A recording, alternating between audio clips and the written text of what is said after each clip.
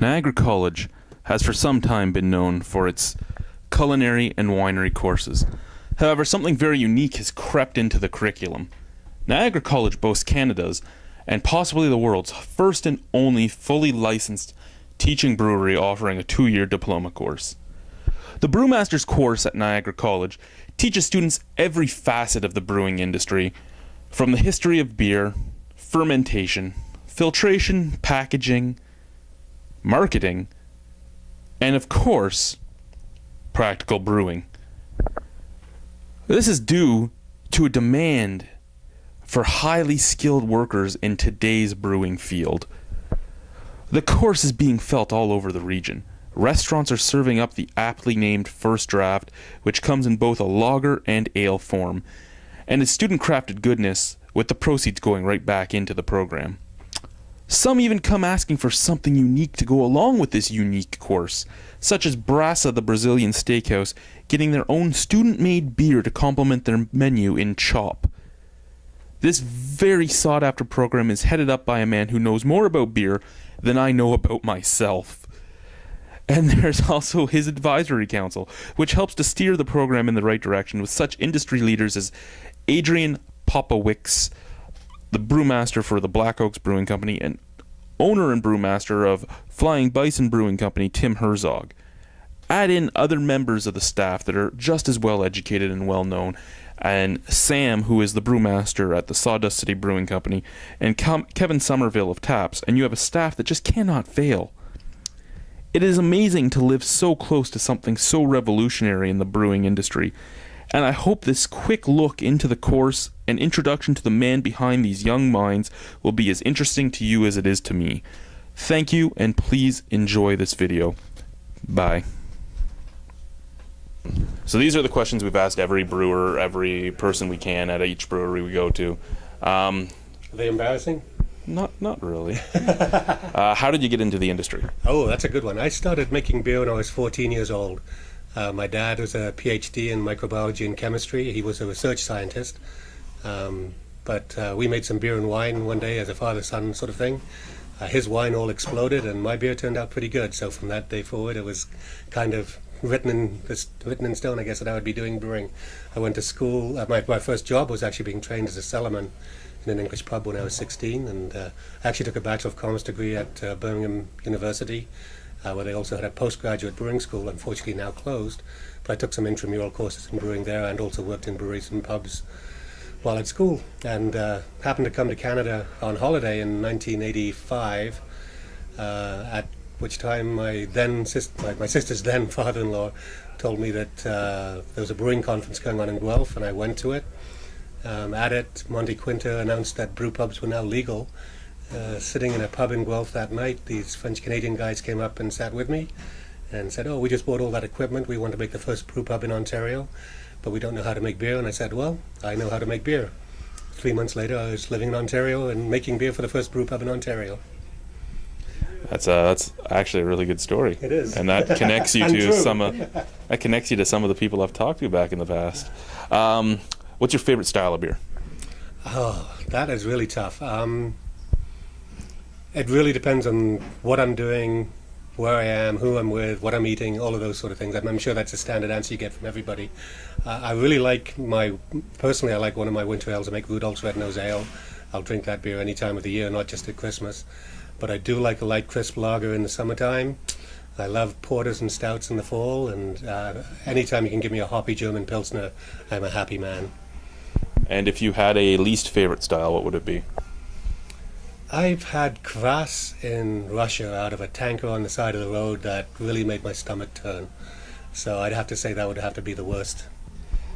Okay, what's your favorite beer from a big guy and your favorite beer from a craft brewery thus far? Eliminating my beers, Guinness for the big guys. Just their product, what they've done with the company, how they've developed over the years, always innovating, from widgets to centrifuges to whatever in their process. So from a brewing point of view and the product point of view, I love what that company does. On a craft brewing side, I really like Neustadt beers. Andy up there does a fantastic job. Every time I go up there, at least once a year, I try and wander to every brewery in Ontario. But every time I go up there in the summer, it's always a good time and always good beer. As a brewer, and now that we know you've been doing it since 14, what's the weirdest, strangest ingredient you've used to brew with? Strangest probably cocoa because of the milk fat in it. It's really hard one to work with, but we kind of got a technique down that works for us now. I know most brewers will use chocolate malts and so on to get the chocolate flavors. We do that too, obviously. But actually using chocolate and cocoa in a beer might not seem that strange, but it actually is quite tough and difficult to work with. Malt Maniac or Hophead? Oh, good one again. I'm an English bitter fan, but real ales of all kinds, the hoppiness has to be there as well. They're not overly hoppy as American IPAs, so I'd say the balance between the maltiness of an English real ale and the hoppiness of a bitter. And again, since this has been going on since you were 14, if you weren't doing this, what do you think you'd be doing? When I graduated from university, before coming to Canada that summer, I had actually applied for a marketing job with Watney Man Truman in London, and also that was about it really. That was the only job I was really interested in. I'd applied at a couple others, but knew I wouldn't take them. But I'd have been on the other side of the fence from the brewer. I'd been on the marketing side and brewing. Good day, guys. We're here at the Niagara Teaching Brewery in Niagara-on-the-Lake, part of Niagara College. I'm here with Jon, the brewmaster professor. What brought this program about?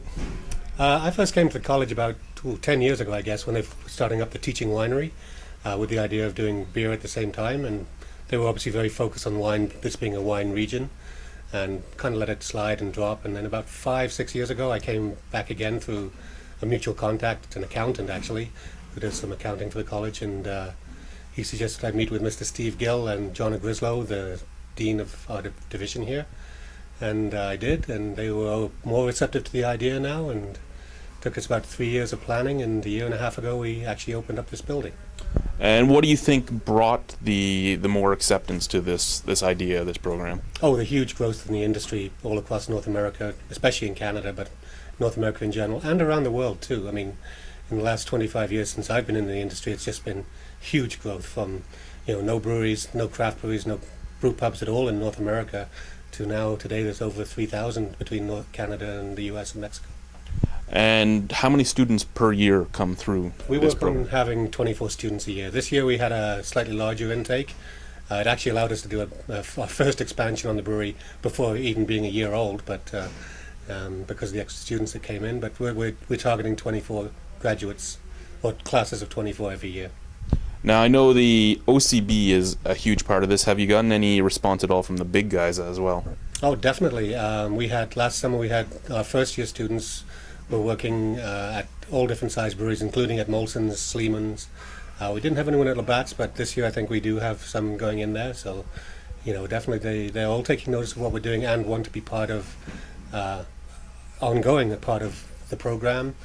Through our program advisory committee. They basically are industry professionals who come and advise us on a biannual basis, and we got guys from Molson's and Labatt's and some of the big supply companies like Canada Malting and that too on our committee. So it's not just for craft brewers. It is focused towards craft brewers, but the standard and the level we're putting out is industry satisfying and also world-class standard. We are basically will be graduating students that can go to any brewery anywhere in the world and run them, make beer, teach people in them how to operate safely, and so on. And that is the focus. It's brewing and brewery operation, not just brewing. Exactly, yes. We get the practical brewing is the one course that goes through all 4 semesters, 2 years. Sensory goes through the same. They do change the focus a little bit in sensory. Sometimes it's pairing with food, sometimes it's the analysis of the beer itself, sometimes it's looking for our flavors. But in the practical brewing, it's always based in here in the brewery. They're learning filtration, carbonation, packaging in a practical sense, which they also learn in theory in class and from textbooks too. Well, yeah, one of the things I've noticed going to different breweries is you really don't realize just how much different it is going from stovetop to to big things. Has anyone seemed a little taken aback as soon as they first walked in? I think most of them were surprised at the difference. We do have some people who'd homebrewed before. We also have some people who've been in the industry before, but not a lot that had been in wide-ranging jobs, like in different breweries and whatever. And I think most people are surprised at the depth and the complexity that there is involved in brewing. Now, I know the beers here are served at a lot of different restaurants. Are there anything you guys join into, any different functions that you help out with? Oh yeah, at the college we work within our division it's the Canadian Food and Wine Institute. We have the winery, the brewery, and the culinary, and we as a group take part in each other's events. And in fact, coming up we have an event called Caps, Corks and Forks, which brings all three together. The culinary students have created a 5-course menu to which the brewery students and the winery students are pairing beer and wine to each course. And at the dinner, the people who are there for the dinner will vote as to what they think is the best pairing. That's coming up next week, actually. Other events we've got coming up, Decadence is third week in February, I think. That's international chocolate competition. Chocolate, ice, wine, and pastries is the focus for it. And last year at the event, we made a chocolate cherry Schwarzbier and a Belgian chocolate Bock beer, seeing how it's a Belgian chocolate company that's promoting it, and their chocolatier came over for it. We also made the world's first ice wine beer last year, and this year we're doing a similar thing. We're doing the chocolate cherry. A couple of the students are doing beers as well as their projects. We have a chocolate mint porter and a chocolate orange wit. You can see the focus on chocolate, obviously, and we're also doing an iced tea blonde, so an ice syrup blonde beer for it, in cask. So it's a lot of fun for the students. They get to create some beers that they might not otherwise do, and use some ingredients that are not typical brewing ingredients. So is the focus a lot on the pilot projects, or is it mostly on the main two, the lager and the ale? Both. We teach them, in brewing, as a brewer, you have to be very creative. You have to know your ingredients. You have to know how to put them together, how to get the right flavors, colors, aroma, and the science behind it, more importantly. So it's a bit of, it's the art and science collaborating together to create the brew. From that point of view, our pilot systems are perfect. It lets the students, gives them free rein to experiment, to try different things. At the same time, they're doing craft brews, and our craft brews have to be the same every time. The first draft ale and first draft lager, every production run is the same, the process is the same. So we're teaching them the consistency and the quality levels on the craft brew side, but on the pilot side, they're learning their creativity and expanding their horizons as far as flavor and taste go. For anyone that's looking to get into this program, what type of things should they go through in school to get set for this? I think the academic qualities that the college are looking for, you have to have grade 12 math, English, chemistry, and biology. You do have to do a submission along with that. But I think the main thing as an individual, you have to have a passion for the industry and really want to be involved in it. And I know for some people it might be a choice of doing wine or beer or cooking. You can apply to all three, obviously, and see which one you get. But I think that'll come through in the interview. If you really want to be in the beer program, it'll come through as a focus that is what you want to do. All right, so this is the only accredited licensed course right now in Canada. Yes, it's the only two-year diploma, college diploma course in the world that we know of. Obviously, the university courses at Heriot-Watt and UC Davis, they tend to be part of their biology and fermentation courses. So they, the first 2 years will be biology, and then third year might be fermentation. Then only 1 year actually of actual brewing. Our focus obviously is on brewing over the whole 2 years of our course. Yeah, just walking through here the 2 times I've been here, it's just a lot more hands-on. It is right there. Yeah. Have you found a lot of appeal, a lot of people trying to get in, a lot of people interested in the course? First year, I think we had 70 applicants. Last year we had, I think it was 600 or 700, somebody told me. And this year we're already over 300 or 400, and there's still 2 or 3 months to go. It's a lot of people. Yep, and from all around the world as well. Well, if it's the only one in the world, yeah. We've had interest from colleges out west, and working with a guy in Brazil who also wants to open up a brewing school down there. So taking our model, using our program, and developing it for other markets. So, how do you? Well,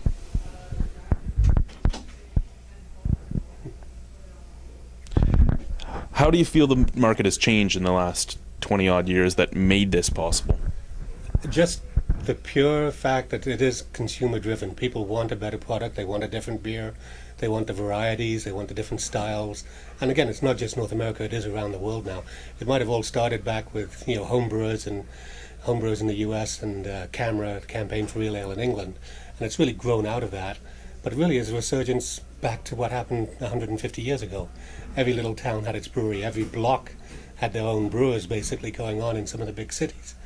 Welland had 3 breweries at one point. Now it's down to 1 in Toronto somewhere, and or in the mid-80s, sorry. Today now it's obviously opening up. Breweries are opening up at a very rapid rate, and it's gone through booms and busts in the last 20, 25 years. This is probably the 4th cycle or so of booming. The interesting thing is that every time it booms, it relaxes a bit for a couple of years, that then comes back twice as strong again. So, if this growth rate carries on, we'll be back to the pre-prohibition numbers of breweries in Canada, like they are already in the US. I'd almost think that we've already had our little slump, because we had that dark period for like 4 or 5 years where there was no reopening breweries, no new ones, and then the last 2 years it seems like we've exploded with like another 20. Oh, exactly, and I know of at least 20 that are in development in Ontario at the moment for the next year or two. What do you think it speaks for the Ontario market that we actually have this program now? I think it shows the diversity of the market. I mean, we've got brewers who want to do all styles of beer, all types of beer, because that's what the market wants. Everything from, the Brazilian beer that we make for Brasser in Niagara Falls to, we're making German wheat beers.